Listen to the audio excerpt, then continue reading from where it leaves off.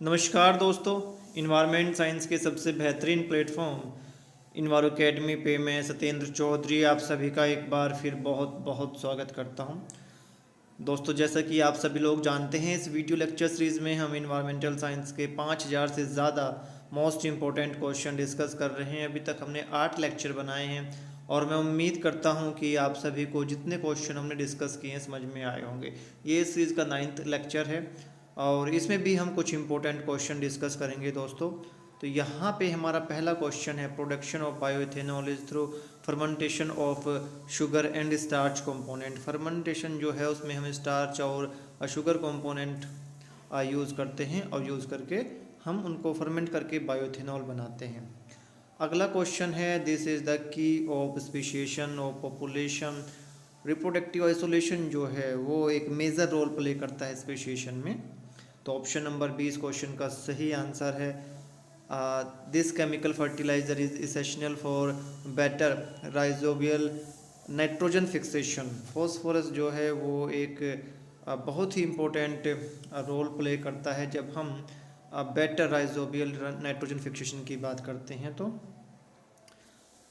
This is also called a biogas. Biomethane basically जब हम biogas का कंपोजिशन देखते हैं तो हमें पता चलता है कि उसमें सबसे ज़्यादा जो है वो मीथेन मिलता है, इसीलिए बायोगैस को बायोमीथेन भी बोलते हैं या मीथेन को हम बायोगैस भी कहते हैं। For paddy the best fertilizer is azolla pinnata. Azolla pinnata एक फंड है जिसको हम राइस के फील्ड में as a bio fertilizer use करते हैं और ये नाइट्रोजन फिक्सेशन में हेल्प करता है। These are the features of higher energy level and shorter wavelength। Ultraviolet radiation जो होते हैं दोस्तों, यूवी रेडिएशन, उनकी में एनर्जी का लेवल जो होता है सबसे ज़्यादा होता है और वेवलेंथ सबसे कम होती है। अगला क्वेश्चन है, the normal green house effect is essential for sustenance of life on earth as it help in maintaining the average temperature of the earth to 15 degree Celsius. Natural green house effect जो है वो हमारे लिए बहुत ज़रूरी है। अगर natural green house effect ना हो तो जितना भी हमारा अर्थ का हीट है वो एटमॉस्फेयर से बाहर चला जाएगा दोस्तों, और हमारा जो मीन टेम्परेचर है अर्थ का वो माइनस में पहुंच जाएगा और धरती पे किसी भी लाइफ का सस्टेन करना जो है वो इम्पॉसिबल हो जाएगा। तो जो ग्रीन हाउस गैस हैं वो जो नेचुरल ग्रीन हाउस गैस है, नेचुरल ग्रीन हाउस इफेक्ट है, उसकी वजह से हमारा मीन टेम्परेचर जो है 15 डिग्री सेल्सियस मेंटेन रहता है। ये मीन टेम्परेचर है, तो इस वजह से लाइफ जो है अर्थ पे हमारा सस्टेन करती है। This is not include in organic farming. Chemical fertiliser जो है उनको हम ऑर्गेनिक फार्मिंग में इंक्लूड नहीं करते हैं। Gas molecules absorbing thermal infrared radiation and present in large quantity to change the climate change a climate system is known as green house gases. तो अलग अलग टाइप से, अलग अलग स्टेटमेंट से आपको क्वेश्चन पूछे जाते हैं। जैसा मैं हमेशा बोलता हूँ, आपको कॉन्सेप्ट का पता होना बहुत ज़रूरी है दोस्तों। In biomethane the percentage of carbon dioxide. Biomethane में जैसा अभी मैंने बताया था सबसे ज़्यादा तो क्या होता है, मीथेन होता है। दूसरे नंबर पे आता है CO2। CO2 लगभग 30 से 40% तक बायोमीथेन में मिलता है दोस्तों।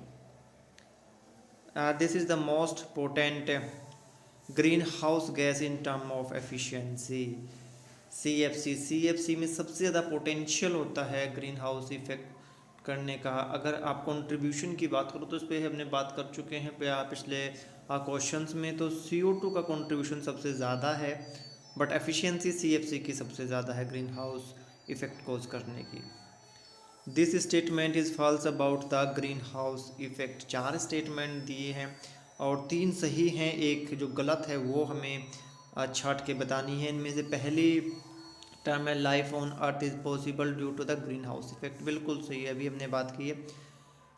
The green house effect is a natural process that maintain the earth temperature. बिल्कुल सही।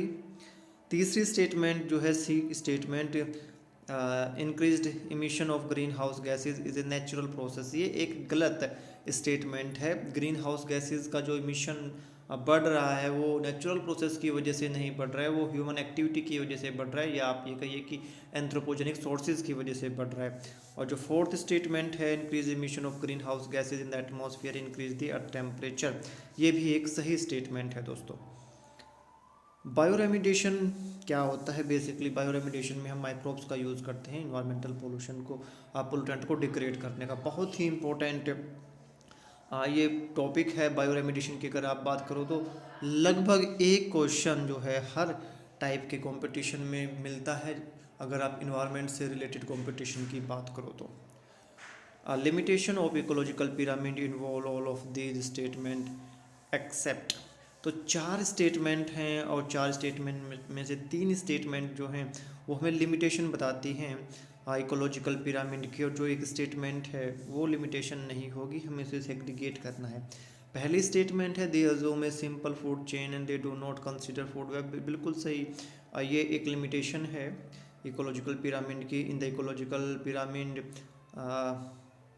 सेप्रोफाइट्रोप्स are not given any place, बिल्कुल सही। इनमें आपका जो सेप्रोट्रोप्स सेप्रोफाइट्स हैं उनको कोई प्लेस नहीं दिया है।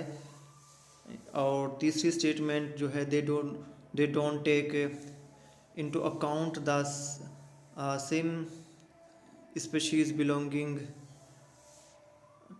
To or more trophic levels, ये स्टेटमेंट भी बिल्कुल सही है। बहुत सारी स्पीशीज़ ऐसी हैं जो कि एक से ज़्यादा ट्रॉफिक लेवल को ऑक्यूपाई करते हैं, उनके बारे में भी हमें इंफॉर्मेशन नहीं मिलती है। बट जो चौथी स्टेटमेंट जो दी है they don't represent relationship between organism at different trophic level, ये इसकी लिमिटेशन नहीं है। बेसिकली हम यही देखते हैं कि डिफरेंट ट्रॉफिक लेवल पे जो ऑर्गेनिज्म है उनके बीच में क्या रिलेशनशिप है। ठीक है दोस्तों, तो ऑप्शन नंबर 4 जो है ये इस क्वेश्चन का सही आंसर है। Region having the severe and long winter and growing season consist of a few month of summers represent tundra ecosystem. Different biome के बारे में हम डिटेल में बात करेंगे। इस टाइप के क्वेश्चन जो है बायोम से निकल के आपको देते रहते हैं अक्सर। तो टुंड्रा, टैगा, आपका जितने भी रेन फॉरेस्ट, बहुत सारे आपके बायोम्स हैं, सभी के बारे में हम डिटेल में बात करेंगे। बट यहाँ पे जैसे इस टाइप के क्वेश्चन हैं, आपको स्टेटमेंट प्लस आंसर दोनों चीज़ को अच्छे से याद कर लेना होता है, क्योंकि ये डिफरेंट कंपटीशन में अभी तक पूछे गए हैं और क्वेश्चन यही है, घुमा फिरा के आपको यही क्वेश्चन जो है वो मिलने हैं।